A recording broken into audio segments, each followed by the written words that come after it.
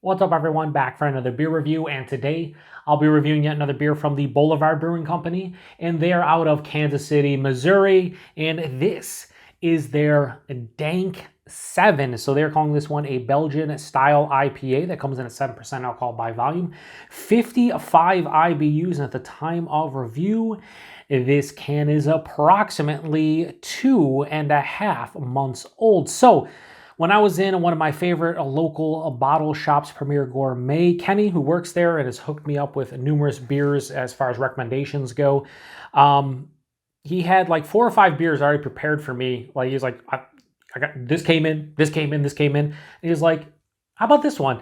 And I looked at him and was like, you know, I don't really care for Belgian-style IPAs. He's like, I know, I saw your Houblon Chouffe review earlier this year. And he goes, but try it out. See if you enjoy it. So I don't know if he thinks I'm going to enjoy it a little bit more. Maybe it has a little bit more of a American IPA feel to it. I don't know what the case is, but he recommended it to me. I'm always down to try beers within styles that I'm not a huge fan of because you never know what you're going to enjoy. So here we are, and I like Boulevard. So anyway, to keep with the theme, this is brewed with 7 hops, and they actually list them on the can. Where did they list them on the can? Oh yeah, right there. I just saw them. Bravo, Chinook, Citra, Columbus, Mosaic, I don't know why I did it. Mosaic, Simcoe, and Topaz. So we have 7 hops, and we're going to use the Allagash class because why not? And hopefully I enjoy it. I mean, you know, there's 2 reasons for me to buy beer.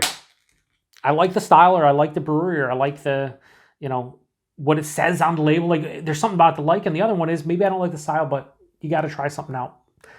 There's a lot of styles out there I still don't care for, but there's beers within those styles that I still can get down with. So there are a couple Belgian IPAs that I've liked in my life. So maybe this will end up being one of them, but it should make for an interesting review. And I love the name Dank 7, obviously a play on their iconic Tank 7. So I think that's cool. So this has the etching to produce and promote the carbonation. And I don't know if you can see it, but it's like a tornado in there. It's going absolutely ham, has this nice orange golden color.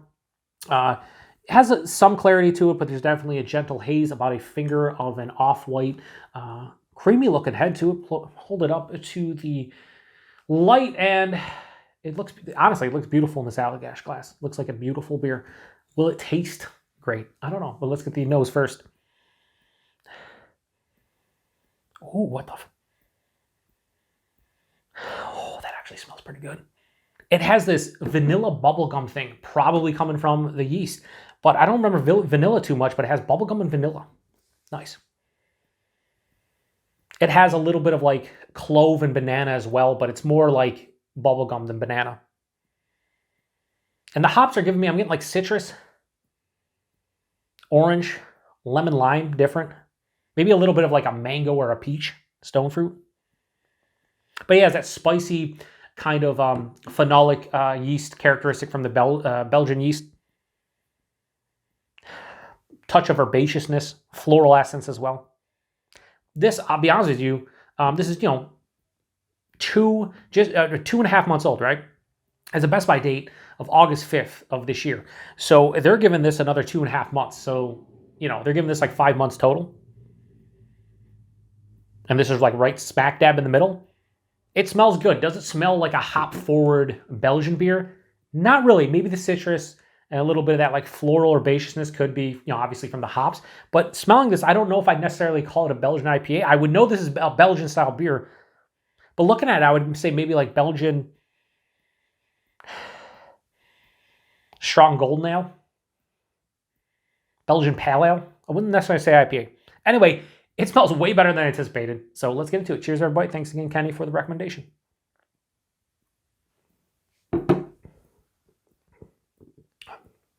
That's actually pretty solid. So, Kenny, I know why you recommend this one to me.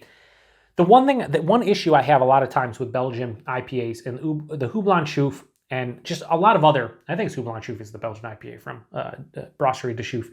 If not, whatever the one is in the mixed pack, that's the IPA, the Belgian IPA. Belgian IPAs, I feel like the yeast doesn't play well with the hops a lot of times. I just feel like the bitterness from the hops and like the different characteristics don't mesh as well. You would think so. You'd be like, oh, if you're getting fruity citrus and like stone fruits and tropical fruits, wouldn't that play well with the Belgian yeast? You would assume so. But a lot of times for me, it doesn't for my palate for some reason. I'm really not sure why. It just, a lot of times it just doesn't work. This one doesn't seem to be as harsh with the hops. I don't know if that's age. I don't know if that's just how this beer is. Body on this one is a medium, touch over medium body, fine for 7%.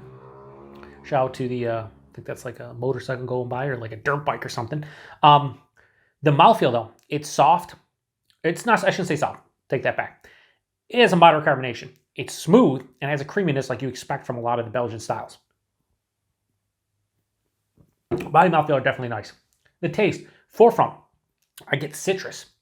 I get grapefruit and orange, a little bit of lemon lime, but it's zesty, it's pithy, it's rindy. It's not like the juiciness from those fruits passes through.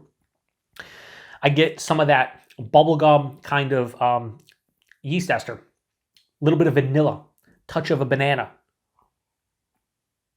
There's also like an apple or a pear as well.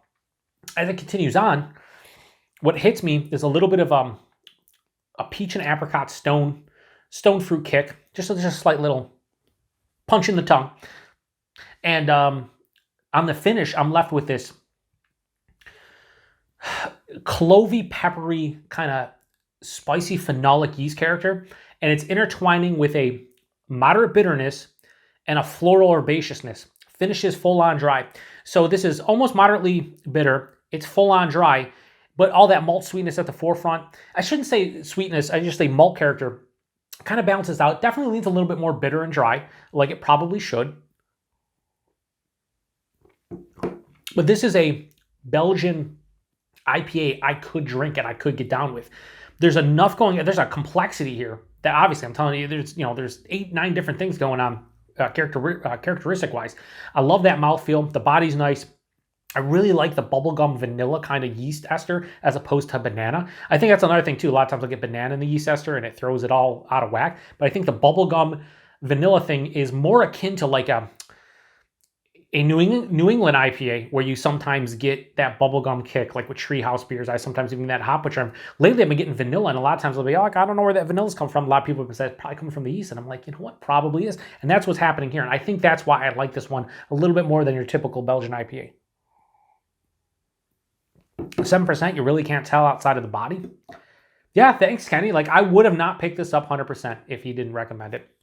I think the can was like $2.50 or something. I think I want to say, yeah, it was like $2.50 a can. We'll talk about price point and availability. So rating, let me get one more sip on this and then we will come up with a rating.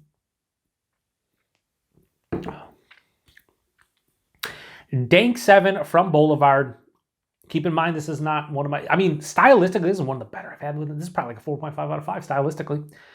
For what I'd want out of the style, like this is pretty fucking good. But personal preference would be quite a bit lower just because I'm not a huge fan of style. But this is a Belgian style IPA or a Belgian IPA that I could drink again and that I would enjoy and have no issues if somebody handed one to me. So Dank 7 from Boulevard, I'm gonna go a little 4 out of 5. I'm gonna go 3.95 out of 5. That's where this one lands for me. If you're curious about this one, it is, by the time you see this review, it's gonna be almost 2 months old probably. So keep that in mind, but this does have a best by date of August 5th. So if you see this one, say in late May, early June, you have a couple months according to the brewery. And I would highly recommend picking this one up if you get Boulevard and you like Belgian IPAs. Price point availability, as I said, I think I paid like $2.69 for that can. I think a 6-pack was like $14.99. Maybe a little bit pricey for some, but it's 7%. Belgian style IPA, 7 different hops.